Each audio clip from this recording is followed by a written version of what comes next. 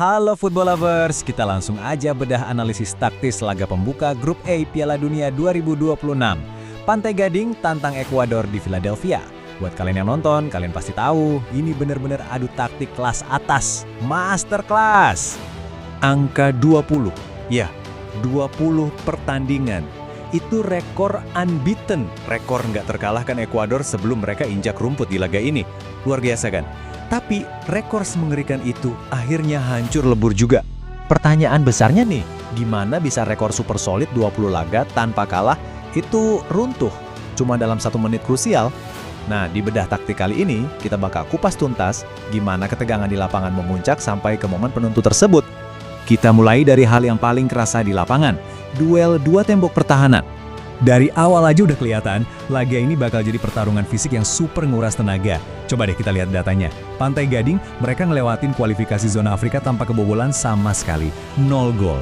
Di sisi lain, Ekuador cuma kebobolan 5 gol di kualifikasi zona CONMEBOL yang kita tahu kerasnya minta ampun. Plus, catat 8 kali clean sheet.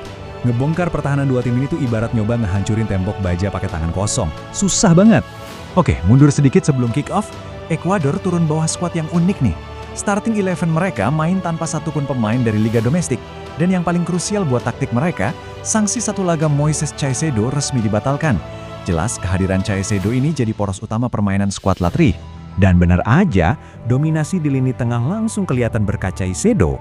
Gelandang Chelsea yang fisiknya luar biasa ini benar-benar jadi jangkar, ngatur tempo, dan ngasih Ekuador kontrol penuh di babak pertama.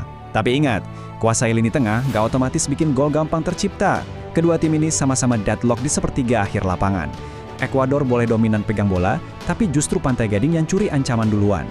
Tembakan Bazumana Toure sama El Yewahi sempat bikin kiper Hernan Galíndez kerja keras. Nah, masuk ke momen di mana tensi makin memuncak. Ini yang saya sebut sebagai drama 3 mistar. Di pertandingan ini, tiang gawang tuh seakan-akan merangkap jadi bek tambahan. Bayangin aja rentetan kejadiannya. Di babak pertama, sepakan kaki kiri John Yeboah menghantam Mistar. Terus pas injury time babak pertama, giliran tembakan first time Alan Minda yang bikin tiang gawang bergetar hebat. Masuk menit ke-52, gantian Pantai Gading yang kena apes. Umpan silang Diomande disambar El Yewahi dan bang, kena Mistar lagi. Ini nunjukin banget betapa tipisnya margin kemenangan di laga level tinggi kayak gini. Tapi nggak cuma Mistar yang jadi pahlawan. Disiplin posisi tingkat dewa bener-bener nahan skor tetap kacamata. Sorotan saya tertuju ke tackle sliding Alan Franco di menit 35. Itu tackle krusial banget buat matiin akselerasi Nicolas Pepe yang udah siap menebar ancaman. Defending kelas dunia guys. Lalu kita masuk ke fase keajaiban menit akhir. Masuk pertengahan babak kedua, kiper Yahya Fofana sukses gagalin tendangan roket Gonzalo Plata dari jarak 20 kaliar. Nah, dari save krusial ini, momentum perlahan tapi pasti mulai geser ke arah Pantai Gading. Ada pepatah di sepak bola modern, dalam laga yang sepertinya bakal berakhir imbang, kecepatan dari bangku cadangan adalah kuncinya. Dan coach Pantai Gading baca situasi buntu ini dengan sangat brilian. Dia masukin super sub mereka, Ahmad. Tujuannya satu, ngerombak total dinamika di lini depan. Kita bedah gimana gol dramatis ini tercipta ya. Langkah pertama, Ahmad masuk buat nyuntik pace atau kecepatan mematikan ke pertahanan Ekuador yang udah mulai kelelahan. Puncaknya di menit 90, Wilfried Singo ngelakuin dris membelah pertahanan, masuk ke kotak penalti. Lalu, umpan tarik mendata yang dieksekusi sempurna lewat sentuhan pertama alias first time finish brilian dari Ahmad. Nggak ada waktu buat mikir, langsung sikat. Taktik yang dieksekusi dengan sempurna di momen yang sangat tepat. Pergantian taktis ini bukan sekedar pemecah kebuntuan biasa ya. Gol tunggal Ahmad benar-benar jadi nyawa buat harapan Pantai Gading lolos ke fase gugur.